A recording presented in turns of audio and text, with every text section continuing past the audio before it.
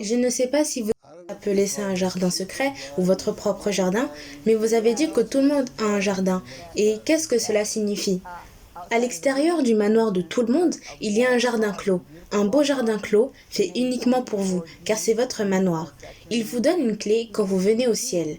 Jésus vous donne une clé et à chaque fois que vous voulez être avec lui, vous allez dans ce jardin et il vient avec toi. Et la rose, la serrure, est une rose et tu mets la clé au milieu de la rose. Et il y a un trou et vous la tournez. Il y a beaucoup de fleurs différentes, généralement vos favorites, certaines des fleurs que le Christ aime. Et en fait, quelque chose qui est l'une de ses choses préférées sont les fleurs. Il aime les fleurs, les gens le laissent tout le temps sur les marches du trône avec des bonbons, et je pense que c'est le deuxième. Des bonbons? Donc il doit y en avoir. J'essaye d'imaginer un manoir, je peux imaginer une cuisine où vous feriez des choses, ou bien sûr, si je le voulais, je suivrais, je vais juste parler dans l'existence, même quand elle est en visite, ma femme, vous savez. Mais d'accord, donc je peux imaginer une salle de réunion. Ok, évidemment, il n'y a pas besoin d'une salle de bain, donc une chambre. Je ne pense pas à un endroit pour dormir. Alors qu'est-ce qu'il y a dedans, dans le manoir? Si vous avez toujours dit que vous vouliez certaines choses d'une certaine manière, comme par exemple, je veux la plus grande chambre de tous les temps, mais ce n'est pas juste une chambre. Il y aura des endroits pour s'allonger, pour méditer, juste pour se détendre. Il y a des chambres comme ça dans votre manoir. Je veux qu'il soit fait pour qu'il y ait des endroits où tu peux aller. C'est tout simplement magnifique. Vos parfums préférés sont comme sortant du mur, des fleurs vivantes poussant des murs qui te chantent. Tu as cet endroit juste pour être, parce que laisse-moi te dire que parfois tu chercheras un endroit pour être seul, parce que tout le monde veut te voir et te connaître, et ils savent tous où vous vivez au paradis. Et vous avez donc ces beaux endroits. Appelez-les comme des salons ou quelque chose que vous connaissez, des endroits où vous vous amuserez, peut-être vos amis les plus proches que vous inviterez dans cet endroit pour passer du temps à discuter et à rire, parler des endroits où tu iras au paradis, où tes salles à manger, où pourraient se tenir une centaine de personnes. Ça dépend si tu aimes recevoir du monde, si tu veux beaucoup de compagnie. On m'a montré le manoir d'une personne. Elle pouvait avoir une centaine de personnes dans sa salle à manger et je peux dire que ça ressemblait à des tables de roi. Les pierres précieuses étaient en fait certaines des choses qui étaient dans les pièces centrales. Il y avait des fleurs vivantes qui aimaient pousser et chanter sur ces tables. Et tout le monde s'est assis. Toutes les assiettes étaient juste magnifiques. Vous êtes assis là et dites que je veux du rôti de bœuf. Et puis il apparaît instantanément. Quelqu'un d'autre dit non, moi je veux du poulet frit. Non, je veux des fruits de mer. Et ce que tout le monde voulait apparaissait instantanément. Tu le dirais en fait en même temps. Il y a toute la nourriture que tout le monde mange. Tu goûtes la nourriture, tu peux sentir la nourriture entrer. C'est fait de lumière. Ce n'est pas vraiment du roast beef. Non, on dirait et ça y ressemble. Et ça le sent, mais aucun animal n'y est tué. Aucune vie n'est prise au paradis, d'accord? Tout est fait de lumière. Mais si vous voulez cuisiner, il y a des trucs qui y ressemblent. Et tu en as plein en cuisine, avec des choses que vous n'avez jamais vues auparavant. Et l'une des meilleures choses qu'on m'ait montré, c'est quelqu'un qui préparait cette énorme salade à propos de la plus grosse salade de cette table, et elle était comme épluchée comme un concombre. Et comme elle s'est pelée et s'est détachée de la faim, elle a disparu. Pas de déchets, aucunement au paradis. Donc ils doivent préparer à manger s'ils veulent cuisiner. Je ne dirais pas gâteau au chocolat et c'est probablement ce que j'aurai. Je vais déclarer un décret, d'accord? Parlons une minute. Vous avez dit que vous saviez avoir des amis et vous utilisez le terme. Si vous aviez des amis spéciaux que vous voulez donc, ce que je comprends, c'est que vous avez des amis peut-être ou que vous aviez ici sur Terre des gens qui sont toujours vos amis et vous avez alors des amis spéciaux et puis faites-vous de nouveaux amis qui deviennent vos amis spéciaux? Absolument. Et certains d'entre eux sont les disciples ou les prophètes. Tout le monde veut te connaître, donc à un moment donné, quand tu viens au ciel, Jésus va organiser un grand événement pour vous dans son propre manoir. Jésus a le sien, d'accord? Il devait vivre comme un humain, donc il en mérite un. Et toutes les tables sont dressées dans son manoir pour deux choses, danser et manger des bonbons. Et il enverrait en fait ce beau chariot pour vous. Et un ange viendrait dans un personnel d'invitation du Christ qui se liera à vous. Et il te donne les meilleures choses. Elle se liera à toi?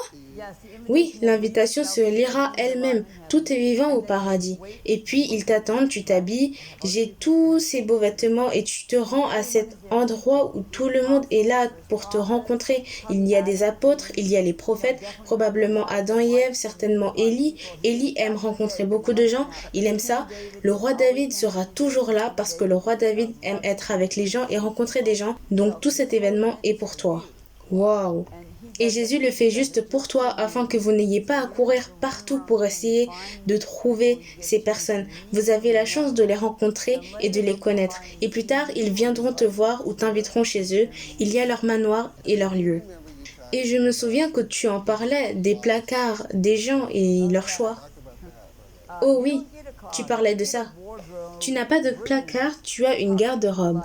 Cela pourrait probablement être comme peut-être 1000 pieds carrés. Ce n'est pas juste une robe. Une robe, tu la prends, donc tu prends la robe de justice, tu as dépassé la justice et ta robe de salut, qui sont au-delà d'une beauté incroyable, mais vous obtenez des garde-robes entières parce qu'il y a tant de choses à faire au paradis. Nous n'en avons pas encore parlé.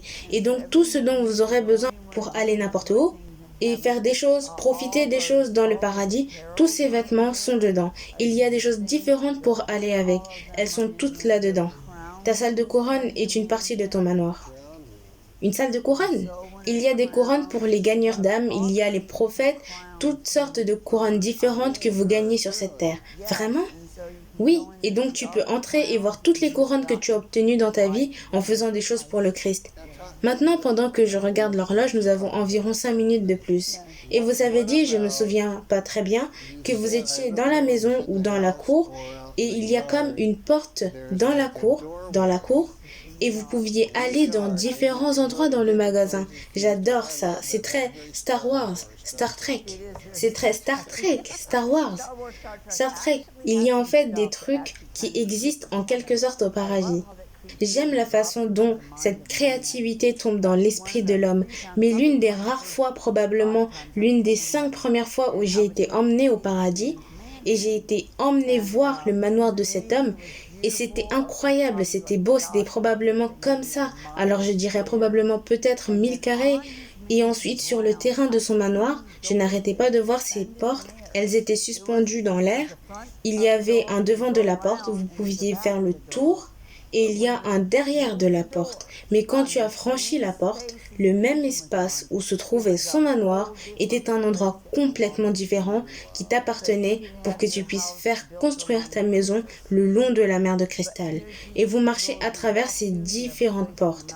Vous avez une place dans la montagne des épices aussi. Et quand vous traversez, vous pouvez regarder par la porte et voir ce manoir le long. Mais tu vas ici et tu traverses tout cet autre domaine qui t'appartient. Je peux voir, je peux imaginer, je veux aller à cette porte, je veux ma cabine dans les montagnes, oui, et je veux mon manoir sur l'océan avec des vagues. Et la mer cristalline sonne plutôt bien aussi. Vous pouvez donc en avoir plusieurs endroits. Oui, l'endroit, il a dit, que je vais vous préparer une place.